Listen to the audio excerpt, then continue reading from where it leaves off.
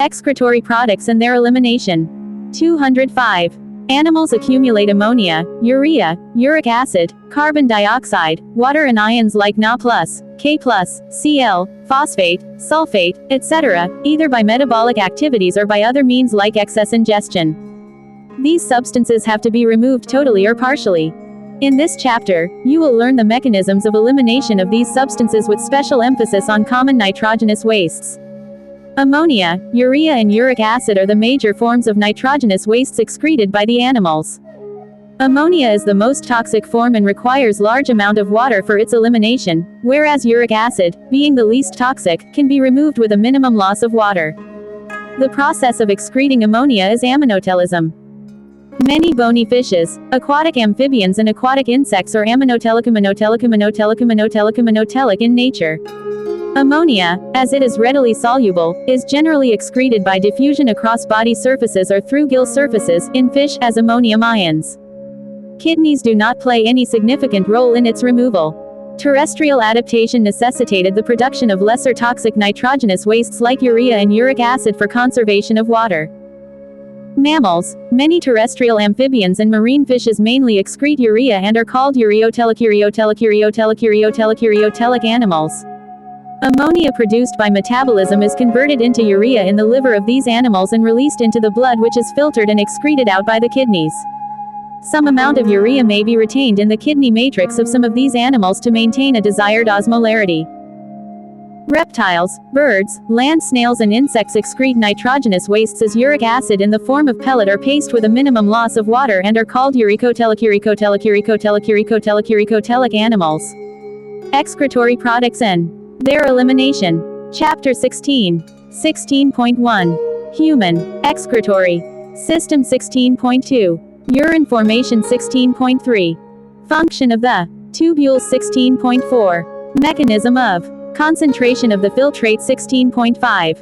Regulation of kidney function 16.6. Micturition 16.7. Role of other organs in excretion 16.8. Disorders of the excretory system. Rationalized 2023-24. 206. Biology. A survey of animal kingdom presents a variety of excretory structures. In most of the invertebrates, these structures are simple tubular forms, whereas vertebrates have complex tubular organs called kidneys. Some of these structures are mentioned here. Protonephridia or flame cells are the excretory structures in platyhelminths flatworms, e.g., planaria rotifers, some annelids and the cephalocordate, Amphioxus. Protonephridia are primarily concerned with ionic and fluid volume regulation, i.e., osmoregulation. Nephridia are the tubular excretory structures of earthworms and other annelids. Nephridia help to remove nitrogenous wastes and maintain a fluid and ionic balance. Malpighian tubules are the excretory structures of most of the insects including cockroaches. Malpighian tubules help in the removal of nitrogenous wastes and osmoregulation. Antennal glands or green glands perform the excretory function in crustaceans like prawns. 16.1. Human excretory system. In humans, the excretory system consists of a pair of kidneys, one pair of ureters, a urinary bladder and a urethra. Figure 16.1. Kidneys are reddish-brown, bean-shaped structures situated between the levels of last thoracic and third lumbar vertebra close to the dorsal inner wall of the abdominal cavity. Each kidney of an adult human measures 10 to 12 cm in length, 5 to 7 cm in width, 2 to 3 cm in thickness with an average weight of 120 to 170 g. Towards the center of the inner concave surface of the kidney is a notch called hilum through which ureter, blood vessels and nerves enter. Inner to the hilum is a broad funnel-shaped space called the renal pelvis with projections called calyxes. The outer layer of kidney is a tough capsule. Inside the kidney, there are two zones, an outer cortex and an inner medulla.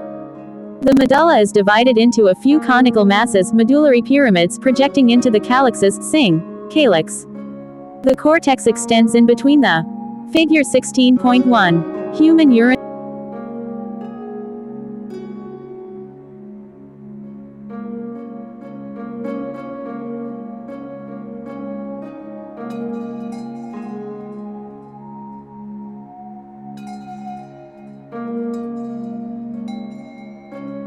Human urinary system. Rationalized 2023-24. Excretory products and their elimination. 207. Figure 16.3. A diagrammatic representation of a nephron showing blood vessels, duct and tubule.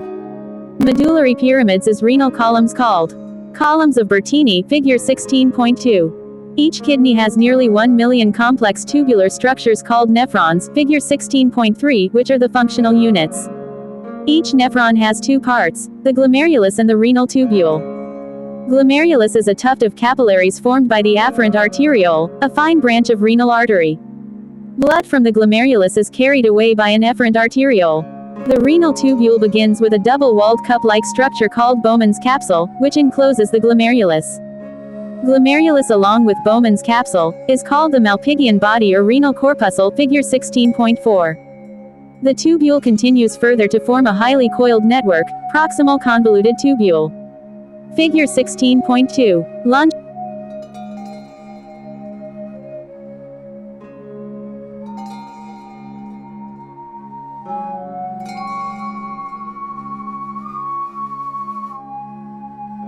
Longitudinal section diagrammatic of kidney. Rationalized 2023-24. 208. Biology. PCT. A hairpin-shaped Henel's loop is the next part of the tubule which has a descending and an ascending limb. The ascending limb continues as another highly coiled tubular region called distal convoluted tubule DCT. The DCTs of many nephrons open into a straight tube called collecting duct, many of which converge and open into the renal pelvis through medullary pyramids in the calyxes. The Malpighian corpuscle, PCT and DCT of the nephron are situated in the cortical region of the kidney, whereas the loop of Henel dips into the medulla. In majority of nephrons, the loop of Henel is too short and extends only very little into the medulla. Such nephrons are called cortical nephrons. In some of the nephrons, the loop of Henel is very long and runs deep into the medulla. These nephrons are called juxtamedullary nephrons. The efferent arteriole emerging from the glomerulus forms a fine capillary network around the renal tubule called the peritubular capillaries. A minute vessel of this network runs parallel to the Henel's loop, forming a U-shaped vasa recta. Vasa recta is absent or highly reduced in cortical nephrons. 16.2. Urine formation. Urine formation involves three main processes, namely, glomerular filtration, reabsorption and secretion, that takes place in different parts of the nephron. The first step in urine formation is the filtration of blood, which is carried out by the glomerulus and is called glomerular filtration. On an average, 1100–1200 milliliters of blood is filtered by the kidneys per minute, which constitute roughly 1/5 of the blood pumped out by each ventricle of the heart in a minute. The glomerular capillary blood pressure causes filtration of blood through three layers, i.e., the endothelium of glomerular blood vessels, the epithelium of Bowman's capsule and a basement membrane between these two layers. The epithelial cells of Bowman's capsule, called podocytes, are arranged in an intricate manner so as to leave some minute spaces called filtration slits or slit pores. Blood is filtered so finely through these membranes that almost all the constituents of the plasma except the proteins pass onto the lumen of the Bowman's capsule. Therefore, it is considered as a process of ultrafiltration. Afferent arteriole. Efferent arteriole. Bowman's capsule. Proximal convoluted tubule. Figure 6.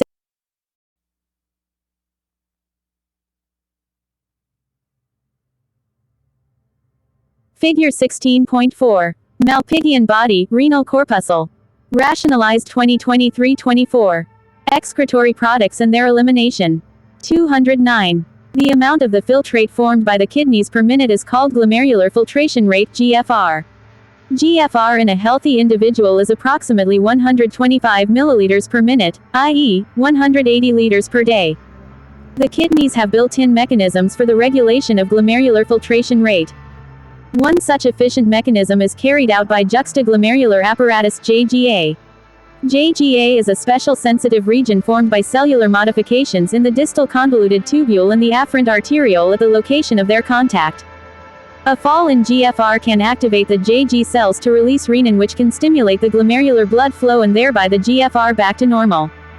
A comparison of the volume of the filtrate formed per day, 180 liters per day, with that of the urine released, 1.5 liters, suggests that nearly 99% of the filtrate has to be reabsorbed by the renal tubules. This process is called reabsorption. The tubular epithelial cells in different segments of nephron perform this either by active or passive mechanisms. For example, substances like glucose, amino acids, Na+, etc., in the filtrate are reabsorbed actively, whereas the nitrogenous wastes are absorbed by passive transport. Reabsorption of water also occurs passively in the initial segments of the nephron, figure 16.5. During urine formation, the tubular cells secrete substances like H+, K+, and ammonia into the filtrate. Tubular secretion is also an important step in urine formation as it helps in the maintenance of ionic and acid-base balance of body fluids. 16.3. Function of the tubules. Proximal convoluted tubule PCT is lined by simple cuboidal brush border epithelium, which increases the surface area for reabsorption. Nearly all of the essential nutrients, and 70 to 80% of electrolytes and water are reabsorbed by this segment. PCT also helps to maintain the pH and ionic balance of the body fluids by selective secretion of hydrogen ions and ammonia into the filtrate and by absorption of HCO. 3. From it. Henle's loop. Reabsorption is minimum in its ascending limb. However, this region plays a significant role in the maintenance of high osmolarity of medullary interstitial fluid. The descending limb of loop of Henle is permeable to water but almost impermeable to electrolytes. This concentrates the filtrate as it moves down.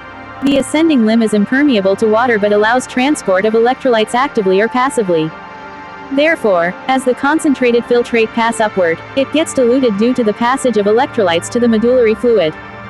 Distal convoluted tubule DCT, conditional reabsorption of Na+, and water takes place in this segment. DCT is also capable of reabsorption of HCO. 3. And selective secretion of hydrogen and potassium ions and NH. 3. To maintain the pH and sodium-potassium balance in blood. Rationalized 2023-24. 210. Biology.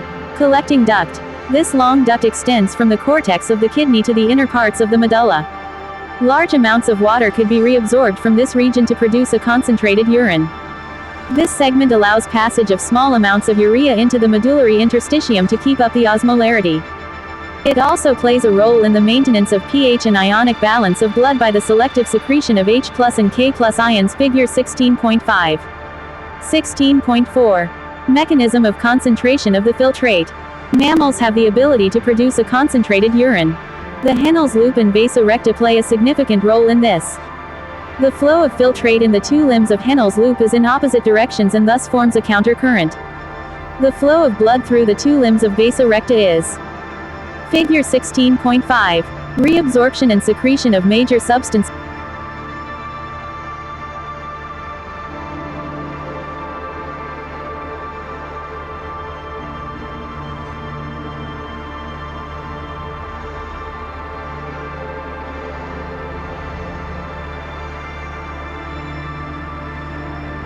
Reabsorption and secretion of major substances at different parts of the nephron. Arrows indicate direction of movement of materials. Reabsorption and secretion of major substances at different parts of the nephron. Arrows indicate direction of movement of materials.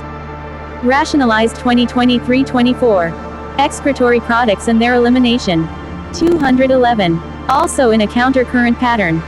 The proximity between the Henle's loop and vasa recta, as well as the countercurrent in them, help in maintaining and increasing osmolarity towards the inner medullary interstitium, i.e., from 300 mosmol1 in the cortex to about 1200 mosmol1 in the inner medulla. This gradient is mainly caused by NaCl and urea. NaCl is transported by the ascending limb of Henle's loop, which is exchanged with the descending limb of vasa recta. NaCl is returned to the interstitium by the ascending portion of vasa recta. Similarly, small amounts of urea enter the thin segment of the ascending limb of Henle's loop, which is transported back to the interstitium by the collecting tubule. The above described transport of substances facilitated by the special arrangement of Henle's loop and vasa recta is called the countercurrent mechanism, figure 16.6. This mechanism helps to maintain a concentration gradient. Figure 16.6. Diagrammatic representation.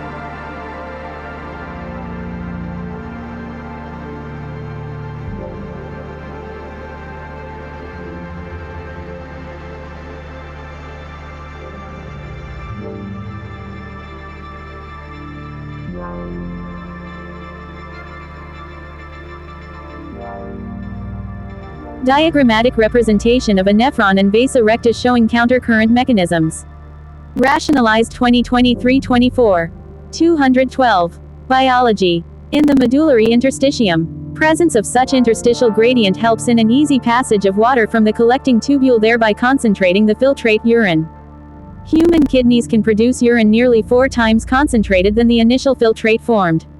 16.5. Regulation of kidney function. The functioning of the kidneys is efficiently monitored and regulated by hormonal feedback mechanisms involving the hypothalamus, JGA, and to a certain extent, the heart. Osmoreceptors in the body are activated by changes in blood volume, body fluid volume, and ionic concentration. An excessive loss of fluid from the body can activate these receptors, which stimulate the hypothalamus to release antidiuretic hormone, ADH, or vasopressin from the neurohypophysis. ADH facilitates water reabsorption from latter parts of the tubule, thereby preventing diuresis. An increase in body fluid volume can switch off the osmoreceptors and suppress the ADH release to complete the feedback. ADH can also affect the kidney function by its constrictory effects on blood vessels. This causes an increase in blood pressure. An increase in blood pressure can increase the glomerular blood flow and thereby the GFR. The JGA plays a complex regulatory role. A fall in glomerular blood flow, glomerular blood pressure, GFR, can activate the JG cells to release renin, which converts angiotensinogen in blood to angiotensin I and further to angiotensin II. Angiotensin II, being a powerful vasoconstrictor, increases the glomerular blood pressure and thereby GFR. Angiotensin II also activates the adrenal cortex to release aldosterone. Aldosterone causes reabsorption of Na+ and water from the distal parts of the tubule. This also leads to an increase in blood pressure and GFR. This complex mechanism is generally known as the renin-angiotensin mechanism. An increase in blood flow to the atria of the heart can cause the release of atrial natriuretic factor, ANF. ANF can cause vasodilation, dilation of blood vessels, and thereby decrease the blood pressure. ANF mechanism, therefore, acts as a check on the renin-angiotensin mechanism. 16.6. MICTURITION. Urine formed by the nephrons is ultimately carried to the urinary bladder, where it is stored till a voluntary signal is given by the central nervous system, CNS. This signal is initiated by the stretching of the urinary bladder as it gets filled with urine. In response, the stretch receptors on the walls of the bladder send signals to the CNS. The CNS passes on motor messages. Rationalized 2023-24. Excretory products and their elimination.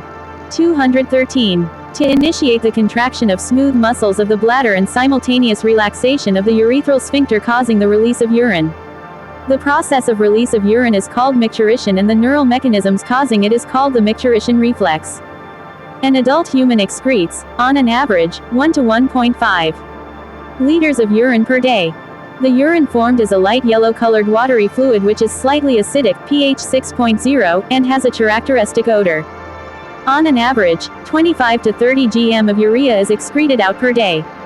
Various conditions can affect the characteristics of urine. Analysis of urine helps in clinical diagnosis of many metabolic disorders as well as malfunctioning of the kidney.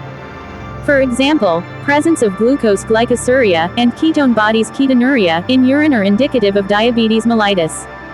16.7. Role of other organs in excretion. Other than the kidneys, lungs, liver and skin also help in the elimination of excretory wastes. Our lungs remove large amounts of CO2, approximately 200 milliliters minute, and also significant quantities of water every day. Liver, the largest gland in our body, secretes bile-containing substances like bilirubin, biliverdin, cholesterol, degraded steroid hormones, vitamins and drugs. Most of these substances ultimately pass out along with digestive wastes.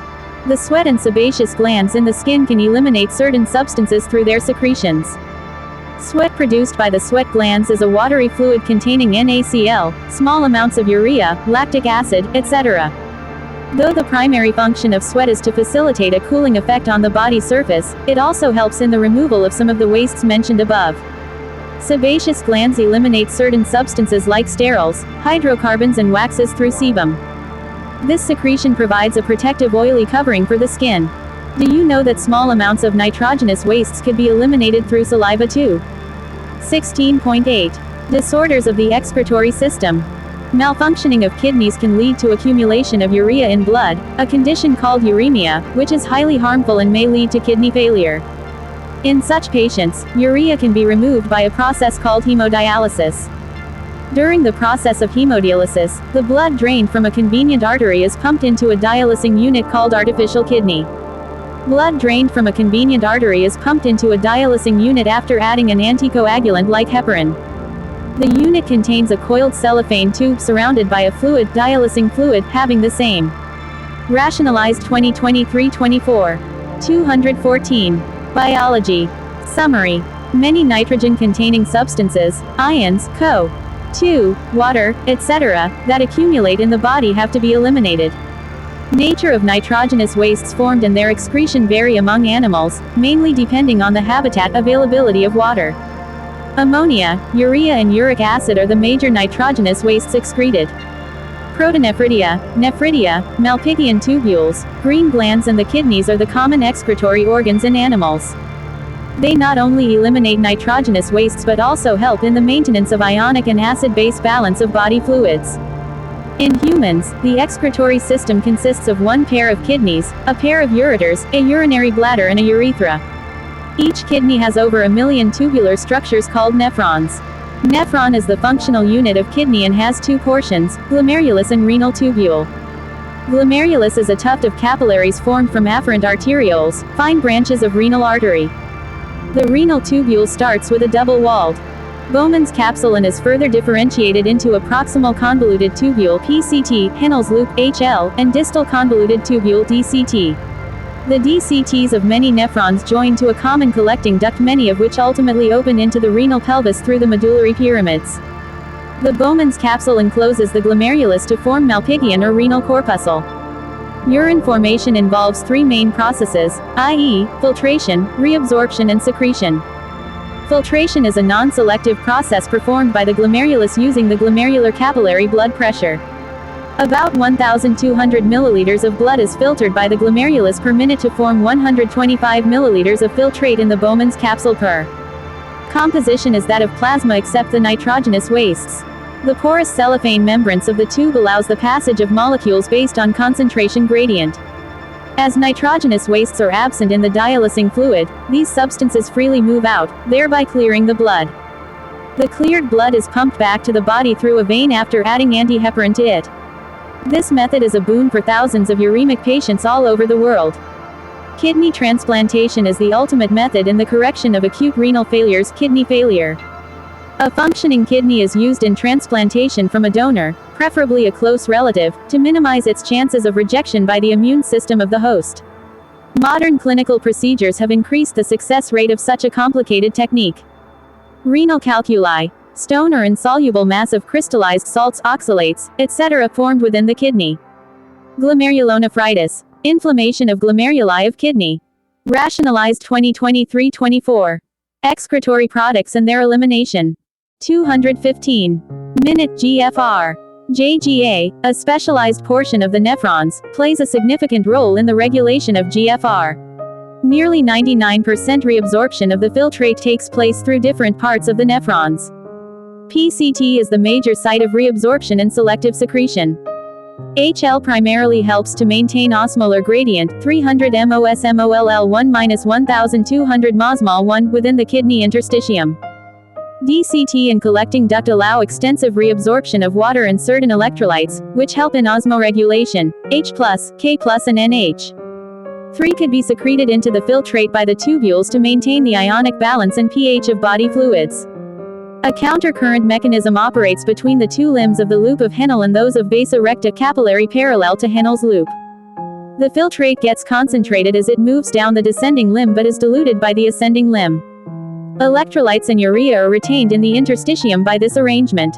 DCT and collecting duct concentrate the filtrate about 4 times, i.e., from 300 mosmol/1 to 1200 mosmol/1, an excellent mechanism of conservation of water. Urine is stored in the urinary bladder till a voluntary signal from CNS carries out its release through urethra, i.e., micturition. Skin, lungs and liver also assist in excretion.